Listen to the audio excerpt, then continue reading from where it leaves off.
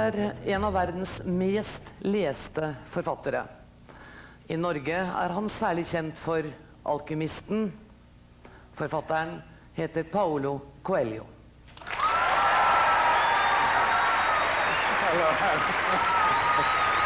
Thank you very much. Thank you. Thank you. Thank you.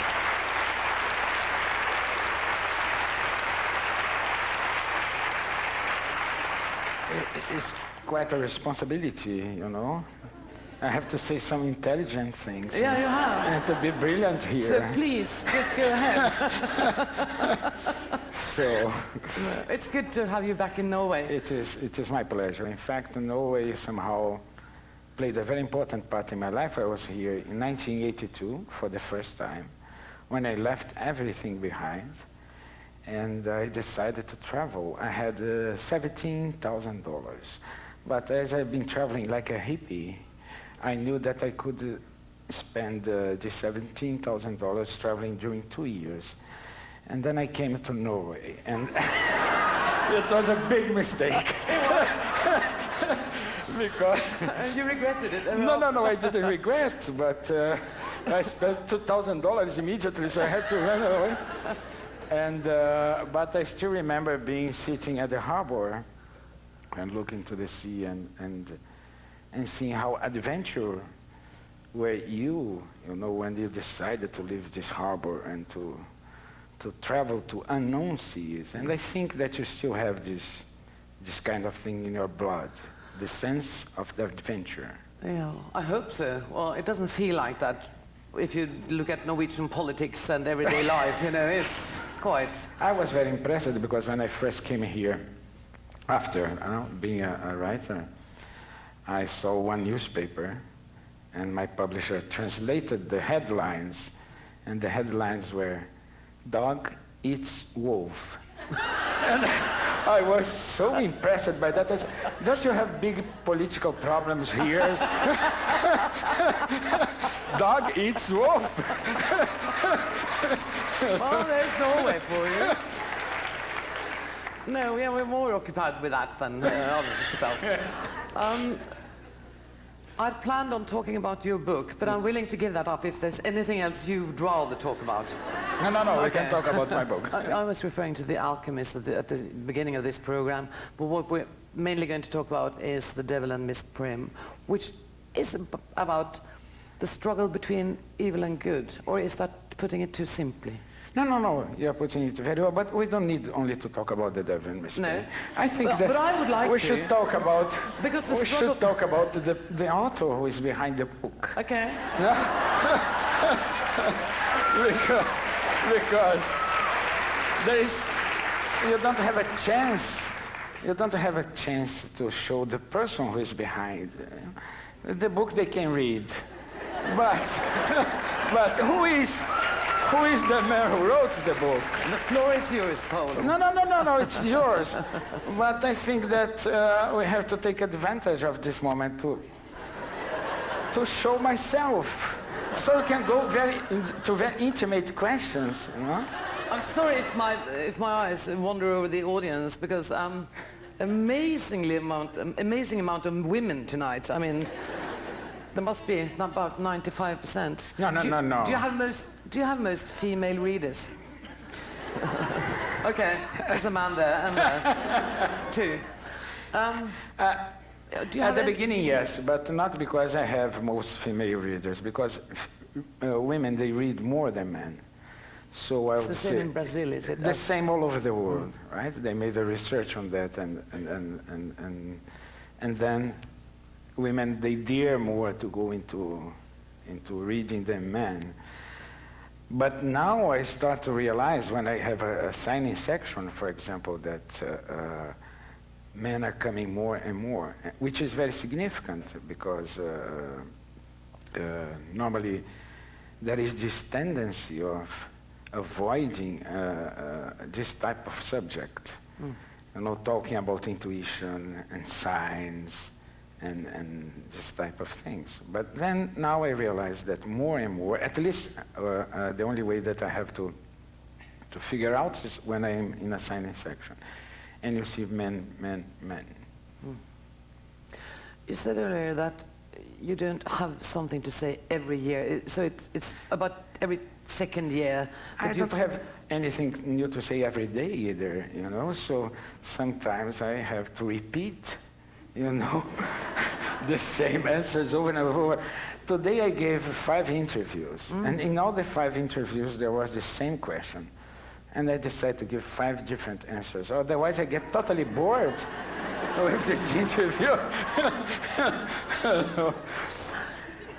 There are this classical type of question. The first one is, how are you so successful?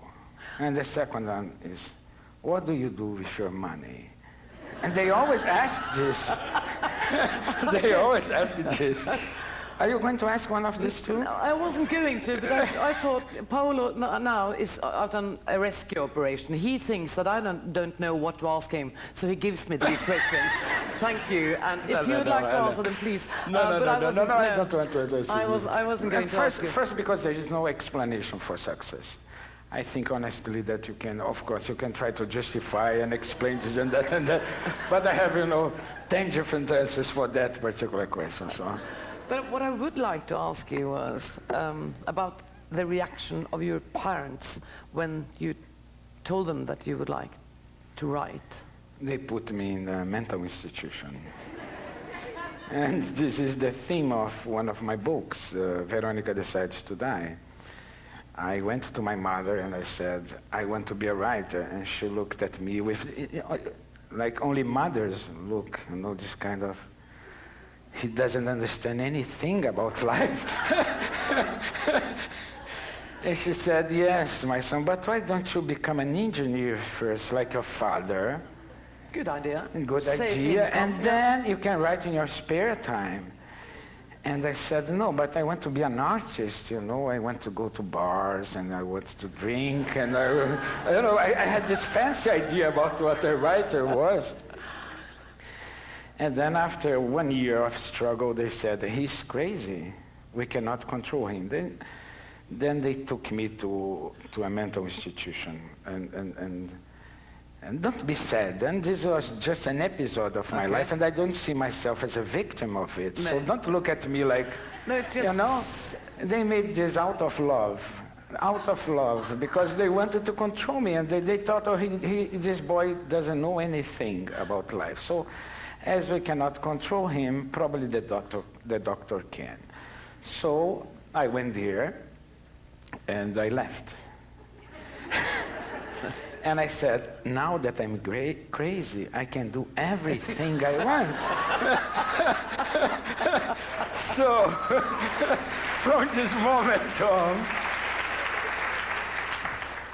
moment on, I always had this excuse, and so every time that someone said, you should go to school, and I said, no, I've been in a mental institution. I'm not fit for normal life. And then I wrote a book based on that it is Veronica Decides to Die, that it is also published in Norwegian, because we tended to dramatize our experience in life and always see ourselves as victims, which is not true. Of course, we have some difficult ordeals in front of us from time to time, but then you have to face that as an adventure. Back to this word that I love. For example, in The Alchemist, the first thing that happens to the shepherd boy when he decides to follow his dream, when he decides to leave everything, he goes to Tangier, and he's there, and he said, okay, I'm going to find my treasure. And he's robbed of all his money. And then he could see himself, okay, now that I decided to be, a person who is following my dream, there is a thief who robbed all my money. But it was a blessing for him. Like I think that when I was in this mental institution, it was a kind of blessing because I started to learn how to fight very early for my own space. and to say, this is my world. You can try to threaten it, you can even try to destroy it, but I will fight for it. And I learned that from a very early age in my life. And somehow we could all do that. We could fight for our own space. We should.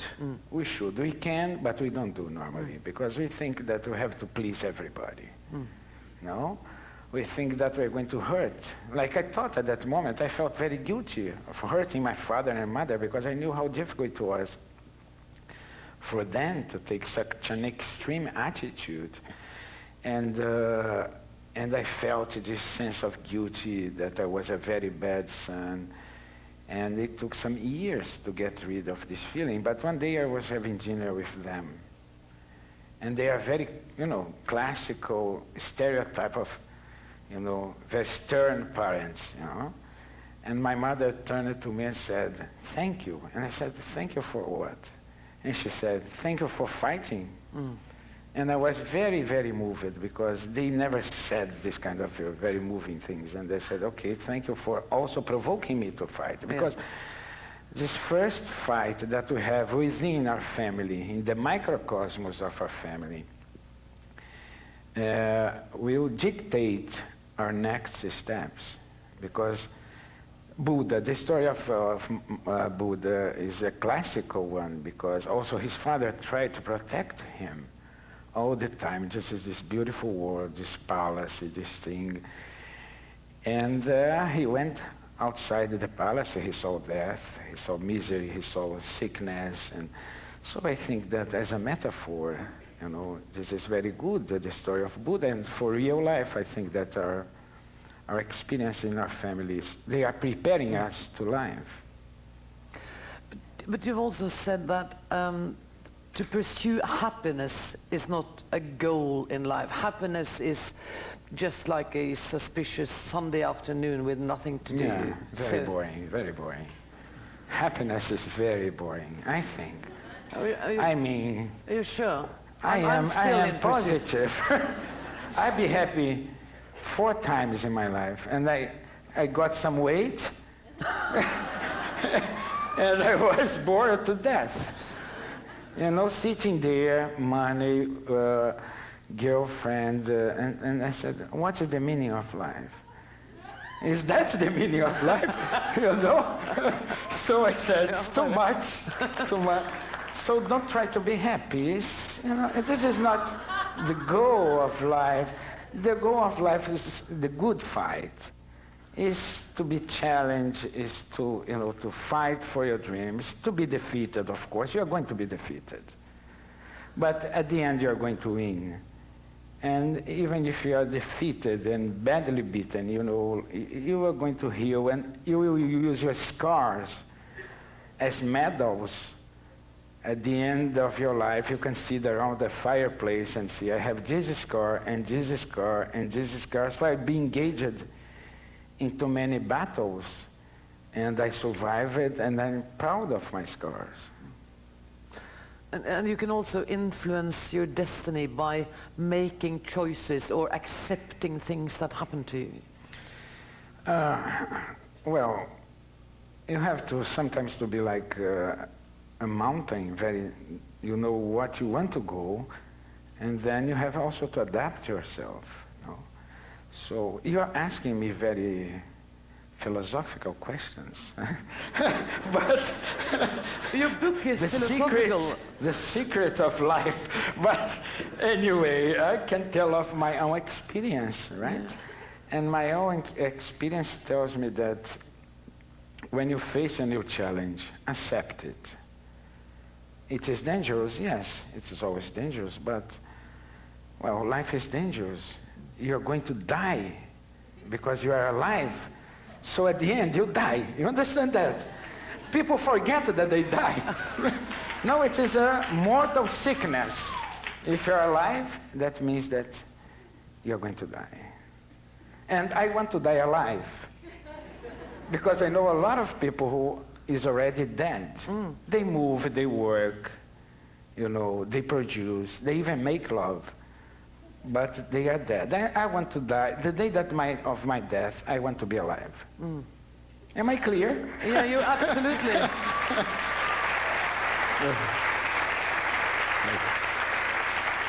Such nice. You're so clear, and but I'm thinking, sounds a bit scary, you know, to be adventurous, brave, taking your chances, making changes in life.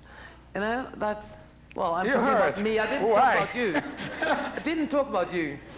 But I would agree with So a Hannah. lot of people will feel like I do. Scared? Yeah. I do feel scared also. Okay. I didn't say that I don't fear my decisions. I think that fear is a normal component of your life. The only problem is not to be paranoid.